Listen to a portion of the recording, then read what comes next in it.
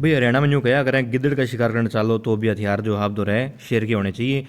नमस्कार जी हाँ, हिंदी में इसका आपको बता दूं कि ऐसे कहते हैं कि आप कम काम के लिए जा रहे हैं तो भी संसाधन जो है ज़्यादा आपके पास होने चाहिए। यानी कि आप किसी छोटे जानवर का शिकार करने जाते हैं तो भी आपको हथियार या संसाधन इस तरीके से लेने चाहिए कि आप एक दिन का समय के लिए जा रहे हैं तो आपके पास 2 दिन का राशन होना चाहिए, और आपके पास हथियार जो हैं वो भी ज़्यादा होने चाहिए, क्योंकि शेर से भी मुकाबला हो सकता है। बेशक आप चाहे खरगोश को, गिद्दड़ को, किसी चीज़ के लिए शिकार के लिए जा रहे हैं। और खंडे राव जी ने यहीं पर वही चूक कर दी है। कौन सी चूक कर दी है?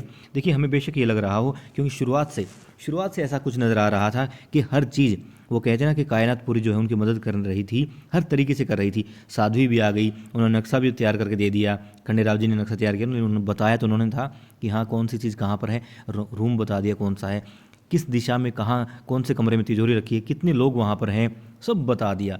मगर अब कमी क्या रहेगी, जो हमें उस वक्त लगी भी थी कि कमी ये रह गई, चाबी तो नहीं पता, तिजोरी की चाबी कहाँ है।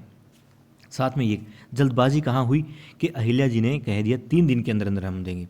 ठीक है, परीक्षा का समय निश्चित होने के बाद में आप थोड़े अच्छी लगन के साथ में मेहनत करते हैं। जाहिर सी बात है, परीक्षा के दिनों में हम सब ऐसा किया करते हैं कि जितनी परीक्षा नज़दीक आएगी उतनी ही ज़्यादा हम अपनी तेज़ी लाएंगे पढ़ाई में, और वही काम यहाँ पर था, वो तेज़ी ला रहे हैं। मगर चूँकि ये रह गई, चाबी का पता नहीं किया, चाबी किसके पास होती है, कौन से कमरे में होती है, उस तरफ ध्यान नहीं दिया गया। चलो कोई बात नहीं, अब खंडेराव जी अपनी तैयारी कर करके तुकु जी के साथ में वहाँ पहुँच जाते हैं, और तुकु जी के साथ में वहाँ होते हैं, कमरे में पहुँच जाते हैं, तिजोरी के पास पहुँच जाते हैं, तिजोरी पे ताला लगा देखते हैं, ताला तोड़ने की कोशिश करते हैं, तलवार से तोड़ते हैं, कट कट की आवाज़ आती रहती है, और देवी अहिल्या पूजा करती है भगवान शंकर की, उनसे प्रार्थना करती है कि खंडेराव जी के रास्ते में जितनी बाधाएं हैं सबको वो दूर कर दे।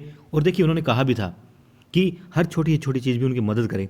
अब वो किशन लाल जो है उस आवाज़ से जाग चुका है, वो धीरे धीरे आंखें खोल रहा है, देख रहा है, वो अपनी चारपाई से जो है बेड से खड़ा हो जाता है। मगर अब देखिए, मुझे ये लग रहा है कि जैसे ही वो उस रूम तक आएगा जहाँ पर तिजोरी रखी गई है, क्योंकि तुको जी है साथ में, बेशक अगर सिर्फ अकेले खंडेराव जी होते तो हम कह सकते थे कि हाँ वो पकड़े जाएंगे। क्यों? क्योंकि वो सूझबूझ से कम, मगर अपने जो है ना एक तेज़ दिमाग है, शातिर, ऐसा कुछ उनके पास दिमाग नहीं है खंडेराव जी के पास।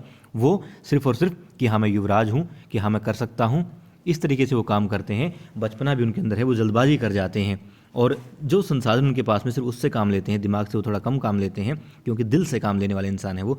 मगर तुको जी वहाँ पर हैं तो तुको जी ये करेंगे कि क्योंकि वो खुद नहीं पकड़ा जाना चाहेंगे, इसलिए खंडेराव जी को भी वो पकड़ में नहीं आने देंगे। जैसे ही मेरे ख्याल से वो किशन लाल वहाँ तक पहुँचेगा, वो लोग ताला जो है तोड़ चुके होंगे, और कागजात लेकर के वहाँ से बाहर निकल चुके होंगे, या फिर वहाँ छुप जाएंगे। और किशन लाल जो है अब अपने पहरेदारों को, या जो भी उसके पास संसाधन है, जो भी लोग हैं, लाइट का प्रबंध करेगा, रोशनी करेगा, देखेगा कि कौन छिपा है, कहाँ कागजात गुम हुए हैं, सब ढूंढने की कोशिश करेगा। मगर क्योंकि भगवान शंकर साथ हैं तो खंडेराव जी नहीं पकड़े जाएंगे।